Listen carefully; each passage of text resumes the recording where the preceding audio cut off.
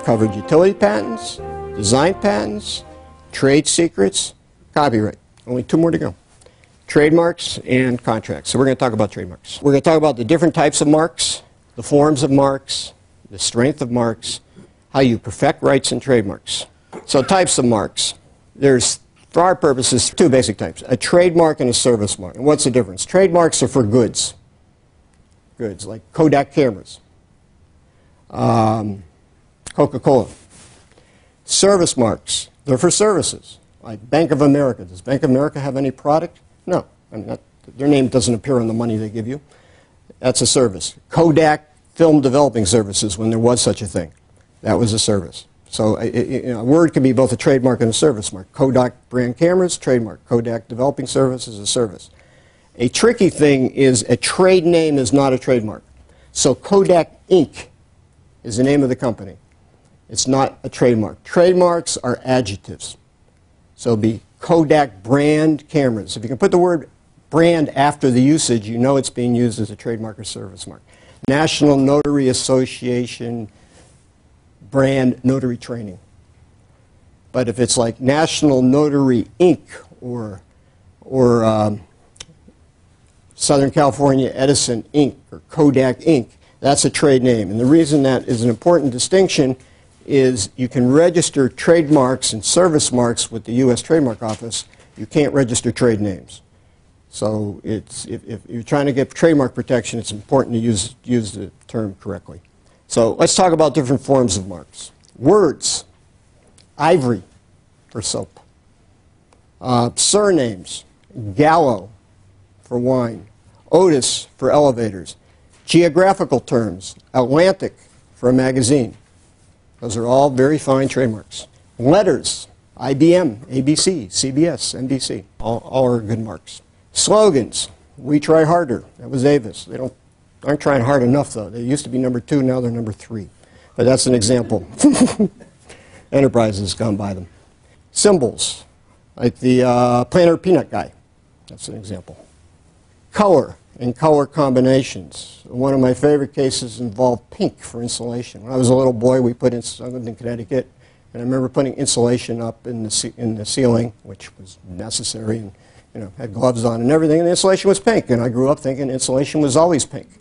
Well, no, it isn't. It doesn't have to be pink. Owings Corning intentionally has their insulation pink, and they consider that a trademark. So if you buy pink insulation, it's from Owings Corning. Sound, like when you turn on your computer and you hear that Microsoft startup, that's a trademark, or the old NBC ding-dong thing. And actually somebody registered smell. For some reason they gave a flower smell to yarn. Why, I don't know, but they actually registered that as a trademark. Who makes those motorcycles? Harley Davidson. I guess they have supposedly a distinctive roar to their engine. They tried to register that as a trademark. They got shot down.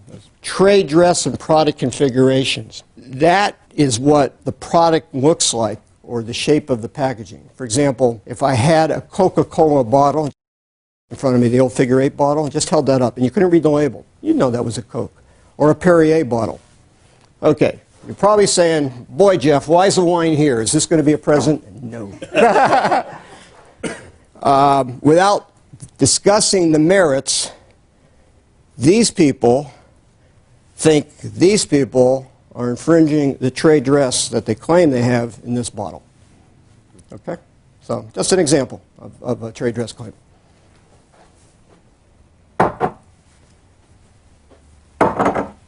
No, I mean, if the case were over, we'd cheer the bottle, but it's not. So, you got to keep it.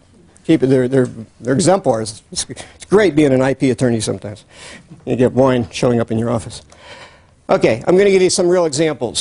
These are some registrations we've attained in the past. Public storage, the words, but also you have the letters, PS, and then sort of that overall design, like Pink Panther. And that was one reason they actually were able to persuade the courts to give them the trademark registration, saying, look, we tie in pink, we advertise ink, and we've got a license deal with the Pink Panther.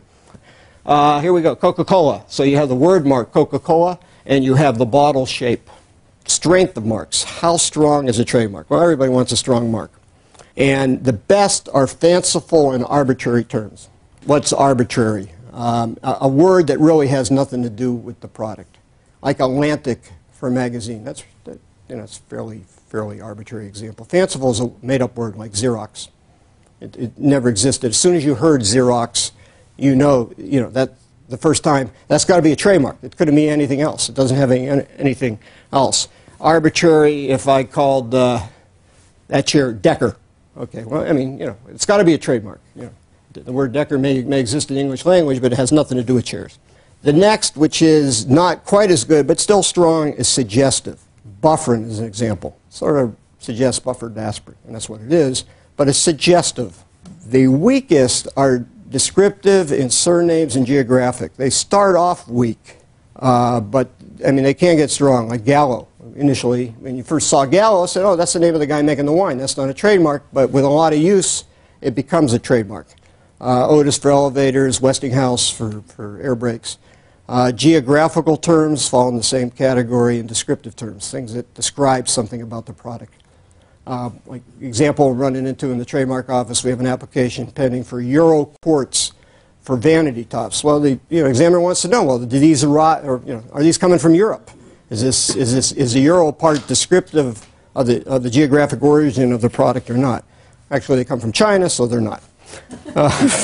And the last category is generic. Examples would be escalator, brassiere, elevator. One thing those three terms have in common is once upon a time they were good trademarks, but they became generic. They became the generic common name of the product, and therefore they're not protectable by anybody. So if you came into my office and said, I want to register car for automobiles, you can't. It's the generic term for them.